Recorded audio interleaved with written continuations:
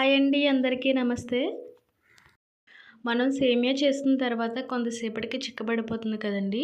అలా చిక్కబడకుండా ఎంతసేపు ఉంచినా కూడా ఇలా లూజ్‌గా ఉండేలాగా ఎలా చేసుకోవాలో ప్రాసెస్ అయితే నేను మీతో షేర్ చేసుకుంటాను. ఒకసారి వీడియో నచ్చితే తప్పకుండా ట్రై చేయండి. ప్రాసెస్‌లోకి వెళ్ళిపోతే ముందుగా ఒక గ్లాస్ సేమియా తీసుకున్నాను. తర్వాత 4 టేబుల్ స్పూన్ సగ్గుబియ్యాన్ని ఒక 2-3 టైమ్స్ క్లీన్ చేసుకొని ఒక 5 మినిట్స్ నానబెట్టుకోవాలి. తర్వాత స్టవ్ ఆన్ చేసుకొని గిన్నె పెట్టుకొని దానిలో కొంచెం నెయ్యి వేసుకొని ఇలా జీడిపప్పుని కొంచెం లైట్గా ఫ్రై చేసుకోవాలి. ఇవి కొంచెం లైట్గా ఫ్రై అయిన తర్వాత దీంట్లో కిస్మిస్ కూడా వేసుకొని ఫ్రై అయిన తర్వాత పక్కకు తీసి పెట్టుకోవాలి. ఇప్పుడు ఇదే గిన్నెలోకి మనం తీసుకున్న సేమియాలను కూడా తీసుకొని కొంచెం లైట్గా ఫ్రై చేసుకోవాలి. సేమియాలు ఫ్రై అవుతూ ఉండగా మరోపక్క స్టవ్ మీద లీటర్ పాలు పోసుకొని మరిగించుకోవాలి. తీసుకున్న ఒక గ్లాస్ సేమియాకి 1 లీటర్ పాలు వరకు నేను తీసుకున్నానండి. ఒకవేళ తక్కువ తీసుకున్నా పర్వాలేదు, ఎక్కువ తీసుకున్నా పర్వాలేదు. ఇప్పుడు సేమియాలు ఇలా కొంచెం ఫ్రై అయిన తర్వాత మనం మరిగించుకున్న పాలను కొంచెం ఈ సేమియాలోకి వేసుకోవాలండి. అలాగే దీనిలోకి మనం నానబెట్టుకున్న సగ్గుబియ్యాన్ని కూడా వేసుకోవాలి. సగ్గుబియ్యం వేసిన తర్వాత దానికి సరిపడగా కొంచెం పాలను కూడా వేసుకొని ఒకసారి కలుపుకోవాలండి.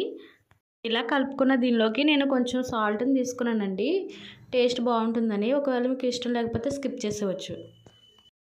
తర్వాత 2 టేబుల్ స్పూన్ షుగర్, అలాగే దంచిన యాలకుల పొడి కూడా వేసుకోవాలి. ఇలా వేసుకుని ఒకసారి బాగా కలుపుకోవాలండి. ఇప్పుడు సేమియాలు సగ్గుబియ్యం ఉడికేలోపు పక్కన ఒక గిన్నె పెట్టుకొని దానిలో కొంచెం బెల్లం వేసుకొని వాటర్ వేసుకొని బెల్లాన్ని కరిగించుకోవాలండి. బెల్లంలో ఏమైనా డస్ట్ గట్టా ఉంటే వడకట్టుకుంటే పోతాయి అని చెప్పేసి జస్ట్ పాకం కాకుండా బెల్లం కరిగించుకుంటే సరిపోతుందండి. ఇప్పుడు మనం సేమియా సగ్గుబియ్యం ఉడికిందో లేదో చూసుకోవాలండి. గరిటె తీసుకొని కొంచెం పైకి తీసుకొని చేత్తో కనుక నొక్కి చూస్తే మెత్తగా మనకి ఇరిగితే సేమియా ఉడికిపోయినట్టండి. ఇప్పుడు స్టవ్ ఆఫ్ చేసేసుకొని మనం కరగబెట్టుకున్న బెల్లాన్ని ఈ సేమియాలోకి వడపోసుకోవాలండి. వేసుకొని ఒకసారి బాగా కలుపుకోవాలి. ఒకసారి టేస్ట్ చేయండి. ఒకవేళ షుగర్ గట్టా సరిపోకపోతే కొంచెం షుగర్ వేసుకోండి. అంతే అండి. తర్వాత మనం ఫ్రై చేసి పెట్టుకున్న కాజు కిస్మిస్ కూడా దీంట్లో వేసేసుకోవాలి. తర్వాత మిగిలిన పాలు కూడా దీంట్లో వేసేసి ఒకసారి కలుపుకోండి. ఈ ప్రాసెస్లో చేస్తే మీకు సేమియా అనేది చిక్కబడదు. ఎంతసేపు అయినా కూడా ఇలా లూజ్గానే ఉంటుంది. ఒకసారి ట్రై చేయండి. వీడియో నచ్చితే తప్పకుండా ఒకసారి ట్రై చేయండి. అంతే అండి, చక్కని కమ్మని సేమియా పాయసాన్ని మనం సర్వ్ చేసుకొని టేస్ట్ చేయడమే.